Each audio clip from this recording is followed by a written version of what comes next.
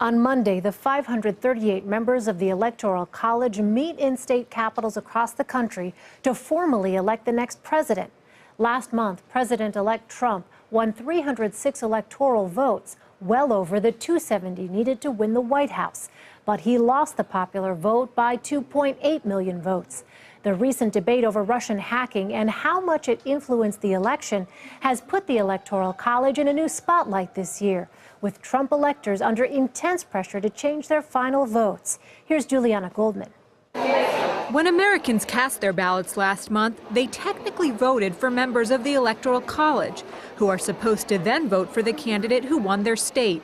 But in Texas, where Donald Trump's victory over Hillary Clinton theoretically won him 38 electors, one of them says not so fast. Again, I think this is the first time in America's history where we have someone who is clearly unfit for office. Chris Supran is the only Republican elector to publicly say he won't vote for Mr. Trump. I see my role a little bit like a jury or a judge and jury, where the jury's made a decision, but judges can still set it aside. And unfortunately, I feel that that's my responsibility this time.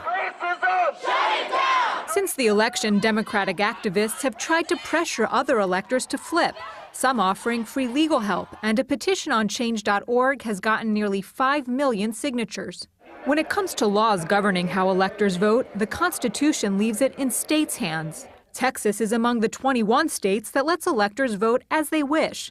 29 states plus D.C. have rules binding electors. The punishments, however, are misdemeanors, carrying fines of up to $1,000. And despite the heightened passions of 2016, New York University law professor Richard Pildes says not to expect a constitutional crisis come Monday. And occasionally, individual electors do go their own way. There are about 115 occasions or so in American history when that's been the case, but never to the point where it's been systematic enough to change the outcome.